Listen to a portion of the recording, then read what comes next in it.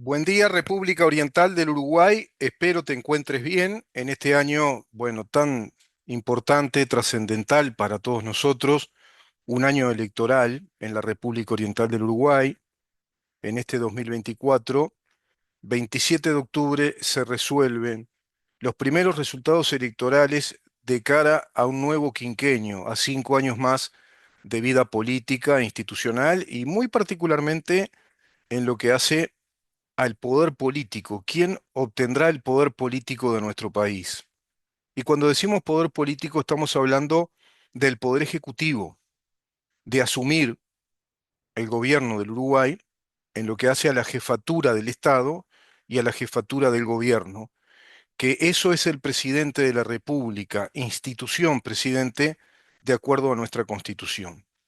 Tiene un amplio elenco de potestades, el presidente, tiene, digamos que, un conjunto de poderes claramente determinados por la Constitución, circunscriptos por la Constitución, y a su vez también tiene límites, por cierto. Eso es lo que vamos a decidir en la segunda vuelta. En la primera vuelta vamos a decidir quiénes integran el poder legislativo, quiénes van a ser nuestros legisladores. Esos legisladores son los que componen durante ese proceso de 5 años, van componiendo la materia legislativa, el cuerpo jurídico de nuestro país, son los que les dan sustentabilidad o no a nuestro Estado de Derecho. Por eso somos un Estado de Derecho. Respondemos a las normas, a las reglas de conducta que el Estado nos formula desde el monopolio de su autoridad o de su fuerza. Tiene eso, tiene el monopolio de la fuerza, y en tanto las leyes revistan la representatividad que la Constitución confiere a nuestros derechos, a cada uno de nuestros derechos consagrados constitucionalmente como inviolables y como razón de ser de nuestro Estado. Estamos entonces ante el legítimo monopolio de la fuerza, tomando en préstamo la expresión sumamente inteligente y yo te diría sempiterna de valor eterno de Max Weber, el gran teórico del Estado de Derecho, quizá el principal, el que arrojó todas las bases del discernimiento de la estructura y funcionamiento de un Estado de Derecho, y amén de todo ello,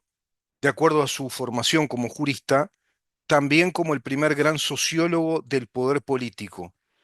Analizó la sociología de las estructuras de los estados de acuerdo a las características e idiosincrasia de aquellos pueblos, de aquellas naciones europeas,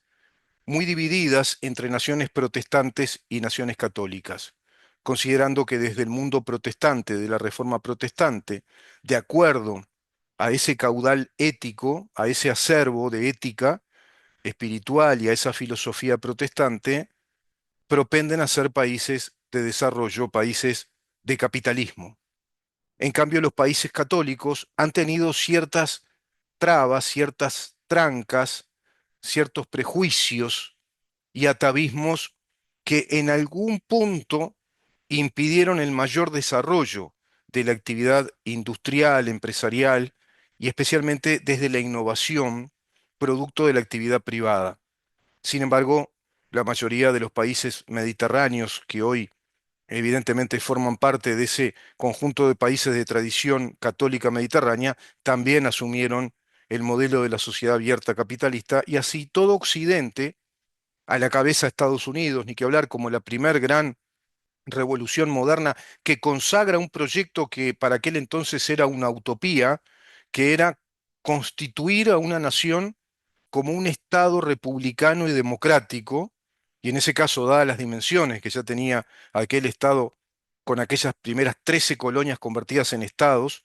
bueno, de acuerdo a aquella declaratoria de Filadelfia, se va a consagrar históricamente la primer gran nación republicana democrática, la que nace en puridad como un modelo democrático republicano, de acuerdo a la elección del constituyente, de los constituyentes que respondían a aquellos, digamos, colonos que se organizaron en grandes asambleas para establecer una primer constituyente y dar así sus declaratorias de independencia. Se va a dar luego ese proceso de un modo, digamos, similar en América Latina y van a surgir también las revoluciones independentistas en nuestro continente ya hacia el siglo XIX. Y en nuestro país, en 1830, logramos entonces el estamento, la estatura de ser un país independiente, soberano, con una carta constitucional que nos plantea como un Estado de derecho cuyo modelo es una república democrática y representativa de estirpe liberal, absolutamente liberal, con un modelo de sociedad abierta y en algunos de sus principios, que estaban atados a aquellas épocas, bueno, se perfeccionan, se profundizan, como por ejemplo la universalización del voto, tanto para los que no sabían leer, por supuesto la abolición de la esclavitud, y todo ese tipo de instituciones que van a ser abolidas para consagrar plenamente un modelo democrático, republicano, representativo. Ese es Uruguay. Nuestra constitución ha tenido reformas, pero sus reformas no atacaron jamás a los principios constitucionales, a toda la declaración de principios que constituyen a nuestro país, y de ahí que seamos el mismo país con un documento mayor, que es nuestra ley suprema, llamada Constitución, que a la fecha demuestra todavía demuestra vocación de perpetuidad,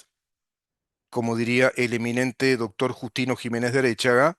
catedrático de Derecho Público, Derecho Constitucional, también Derecho Internacional,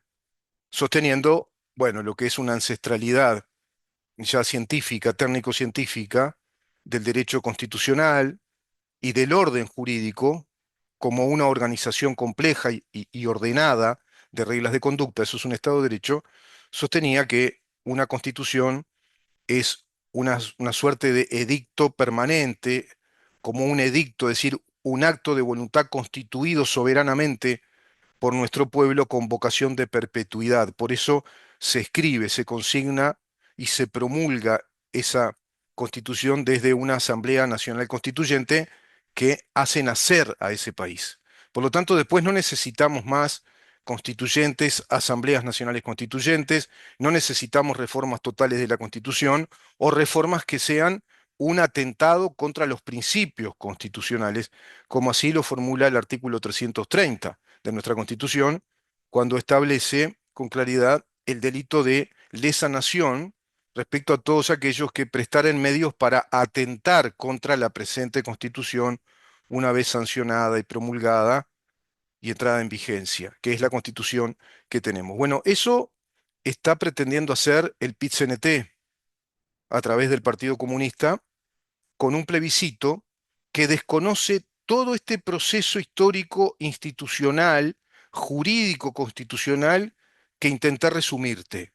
en este momento del programa. Contra todo eso va este plebiscito del PICNT. No solo va contra las AFAPs. Las AFAPs son el argumento circunstancial, son lo que se llama argumentum ad initio, un argumento inicial, es decir, un argumento, digamos, a modo de coyuntura estratégica. No, no estamos de acuerdo con la reforma de la seguridad social y el bla, bla, bla comunista. No nos parece correcto que la gente más vulnerable gane tan poco, que las jubilaciones tienen que tener otro nivel jubilatorio. ¿Cuándo gobernaron 15 años consecutivamente con jubilaciones miserables y los propios gobiernos frente amplistas introdujeron un impuesto inconstitucional como el IAS? Fíjate vos la profundidad de contradicciones que se van dando y que fácilmente podés detectar en el discurso argumentativo de la política electoral del Frente Amplio, en este caso apadrinada y llevada a la vanguardia por las banderas sindicales del PIT-CNT para ir directamente contra las bases constitucionales, contra esa carta de principios que consagran la razón de ser de nuestro Estado y consagran algo que está en la tapa del libro de la Constitución, la seguridad jurídica, la estabilidad jurídica de nuestros derechos. Esos derechos que están consagrados en la formulación del artículo 7. Todos los habitantes de esta república tienen el derecho a ser protegidos en el goce de la vida, el honor, la libertad, la seguridad, el trabajo y la propiedad. Artículo 32. El derecho de propiedad es un derecho inviolable, dice a texto expreso. El artículo 36. Toda actividad legítima está amparada por el orden legal del Uruguay y es reconocible como tal por nuestro orden jurídico, es decir, el libre emprendimiento, cualquier tipo de legítima actividad, una actividad profesional, una actividad educativa o pedagógica, estudiar, formarte, una actividad comercial, una actividad empresarial, una actividad industrial. Todo eso está contemplado como la razón de ser del Estado uruguayo. Por lo tanto, lo que hace la Constitución ahí es una declaración de principios que se complementan con otra naturaleza jurídica, porque no se agota en una declaración de principios, sino que cuando una constitución declara esos principios constitucionales, inmediatamente implica la consignación de principios que son mandatos constitucionales. Los principios constitucionales tienen el estamento jurídico, el nivel jurídico de un mandato, una orden jurídica para luego establecer el resto del orden jurídico que va a, bueno, permitir que convivamos pacíficamente y de modo civilizado, que nos dé esa tecnología ordenada, organizada, orgánica de reglas de conducta, obedeciendo a esos principios de acuerdo a esa ley suprema que está en el vértice de la pirámide de jerarquía de normas, como lo explica en su maravillosa obra de teoría del derecho, teoría pura del derecho y teoría del Estado, Hans Kelsen. Y así, un sinnúmero de teóricos que asumen la teoría de Kelsen, si vos querés, como el perfeccionamiento teórico de lo que ha sido la formulación de Immanuel Kant y de Max Weber, por ejemplo, y ha sido también la formulación teórico-constitucionalista de los constituyentes de Estados Unidos, de aquellos grandes norteamericanos, como también de los parlamentaristas y constituyentes británicos. Pero como también se formuló tiempo A en la eminente escuela de Salamanca, que planteaba exactamente los mismos principios, es decir, los principios de una república con una constituyente y una ley suprema o una carta magna, de la cual emanara la representatividad de ese cuerpo soberano que eran los electores. Todo eso está en la tradición, en el acervo de nuestro occidente, proyecto occidental, liberal, incluso rastreable hasta en esa escuela maravillosa de Salamanca. Todo eso se formula en nuestra Constitución, por lo tanto, estamos hablando, cuando hablamos de derecho de propiedad, por ejemplo, de un principio constitucional y de un mandato universal que la Constitución formula como un derecho inviolable. Lo mismo que el derecho a la vida honorable, al honor o a la dignidad de nuestra vida, a la libertad, que el Frente Amplio pretende también ir cercenando, restringiendo con tipificaciones penales aberrantes, que son verdaderos organismos virales, como si fueran agentes alienígenas que atacan a nuestro cuerpo inmunitario, a nuestro sistema orgánico jurídico, como ya lo hicieron cuando desconocieron la independencia del Poder Judicial, las funciones y las potestades atribuidas al Poder Judicial como funciones naturales de acuerdo a nuestra Constitución, según los artículos 12 al 23, dando los lineamientos generales de la estructura y funcionamiento de un debido proceso en materia penal, dándonos todas las garantías, las necesarias garantías de ser sometidos a un juicio ecuánime, técnico, suprapartes, y que sea efectivamente ajustado a derecho de acuerdo a nuestras libertades. Es decir, eso plantea la Constitución desde los artículos 12 al 23, confiriéndole la potestad de administrar la justicia penal, de llevar a cabo la aplicación, es decir, la integración de la ley en materia penal a través de un juicio penal desde el Poder Judicial. El único poder según nuestro orden jurídico, que tiene esa función, que tiene esa potestad o esa jurisdicción. Jurisdicción quiere decir el poder de hacer, el poder vinculante de establecer un orden, en este caso, aplicar, interpretar la ley penal y hacer justicia cuando alguien se porta mal y desobedece a las leyes que nos protegen en nuestros derechos. ¿Viste lo maravilloso que es el concepto y la ingeniería de un Estado de Derecho, que es la savia vital, el sustento de una democracia republicana? Porque si vos le quitás esto que te estoy diciendo, ese Estado de Derecho, le quitás el contenido, le quitás la sustancia, y de república democrática nos queda un cascarón, una forma vacía. Esa forma vacía es con la que se está jugando muchísimo en esta campaña electoral, pero que se viene jugando muchísimo ya hace décadas, porque los integrantes del sistema político uruguayo como un todo no están a la altura de los mandatos constitucionales de nuestro país como una nación soberana construida sobre las bases, los pilares de nuestras libertades y de acuerdo a un orden jurídico técnico, racional, científico. No se está hablando desde ahí. Y ahora escucho respecto a este plebiscito que es directamente una batería con una gran ojiva nuclear a punto de ser detonada por dentro de nuestro territorio jurídico, que es la Constitución, por dentro de nuestro bastión, de nuestra, digamos, casa madre, de nuestro hogar, o si vos querés, va directo a- al disco duro, va directo a la central de ordenadores y servidores, como de una central de comunicaciones o de, digamos, de informática. Es decir, ahí hay una especie de ataque directo, un misil apuntado a ese ordenador, a esa gran computadora que organiza nuestra casa, o si vos querés directamente a nuestra casa, que es el plebiscito del PICNT. Porque si la Constitución te dice que el derecho de propiedad es un derecho inviolable, está planteando un mandato jurídico universal. Por lo tanto, ningún derecho de propiedad puede ser violado. En cambio, si se aprobara el plebiscito del PICNT, sucedería que la Constitución nos entrega un mandato universal, un mandato jurídico, un principio jurídico universal, derecho de propiedad inviolable, y sin embargo, en otra cláusula constitucional o en otra norma, nos dice, pero este derecho de propiedad sí lo voy a violar. El derecho de propiedad es inviolable, pero este derecho de propiedad lo voy a violar. No solo lo voy a violar, sino que lo voy a prohibir. Va a quedar prohibida además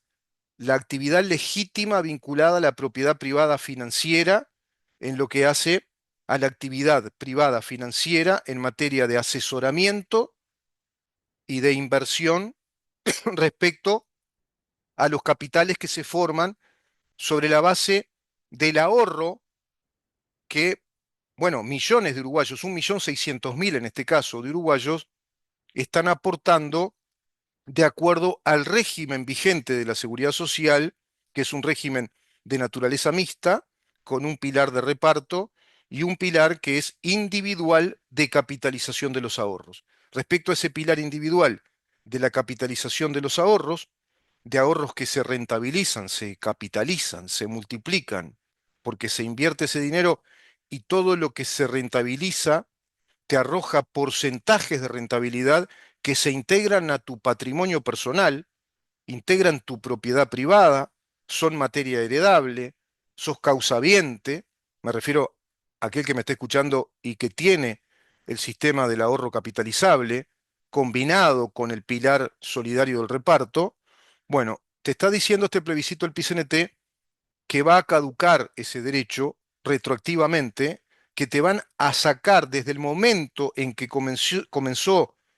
a desarrollarse tu derecho de propiedad, al momento en el que comenzó a regir tu derecho de propiedad financiera, la rentabilidad de tu capital y tu cuenta personal integrada a tu patrimonio, te la van a sacar por constitución. Es decir, van a prohibir y van a eliminar ese derecho de propiedad. Es directamente una bomba atómica al principio universal consagrado por nuestra Constitución con vocación de perpetuidad respecto al derecho inviolable de propiedad. ¿Y qué dice el presidente de la República respecto a este tema? Bueno, El presidente de la República, a mí, una vez más, me demuestra que no está a la altura de las circunstancias históricas del Uruguay, así como no estuvo a la altura con un 54% de mayorías parlamentarias ideales. Recuerdo que hace años atrás yo manifestaba que este gobierno había recibido una Ferrari, si querés más en italiano, una Ferrari, pero el último modelo Ferrari. Imagínate una Ferrari del año 2020, o sea, es tremendo coche, ¿verdad? De los más sofisticados del mundo, la mejor mecánica del mundo. E imagínate que lo hubiera usado mal esa persona a la cual se le entregó ese auto, se le obsequió ese auto para que pudiera conducir una muy buena carrera, desarrollar una muy buena carrera deportiva, profesional, automovilística, pero lo usó mal, lo chocó, lo reventó, lo dejó ahí tirado y después funcionó, pero no funcionó muy bien. No lo sabe manejar, además, no tiene las condiciones para manejar muy bien esa Ferrari. Y eso para mí significa este gobierno estableciendo esa analogía automovilística de una carrera, porque en definitiva gobernar es una carrera de tantos años, en 5 años se va desandando un camino y se va dando una trayectoria, una trazabilidad histórica de esa carrera de gobierno, de esa performance. En esa performance de un gobierno que viene a ser un gobierno disruptor de 15 años consecutivos, de una fuerza populista, revolucionaria, de cuño marxista, como es el Frente Amplio, que parecía que no se nos iba más, que no se iba a ir más, y Uruguay iba profundizando el modelo socialista, desmantelando los mandatos constitucionales, y así lo hicieron sistemáticamente por la vía legislativa, desmantelaron un confín que es esencial a la vida del Estado, que hace a la sustancia, que hace a la vitalidad de una república democrática, como lo es la independencia del poder judicial y a su vez el debido proceso en materia penal, porque en materia penal se juegan nuestras libertades,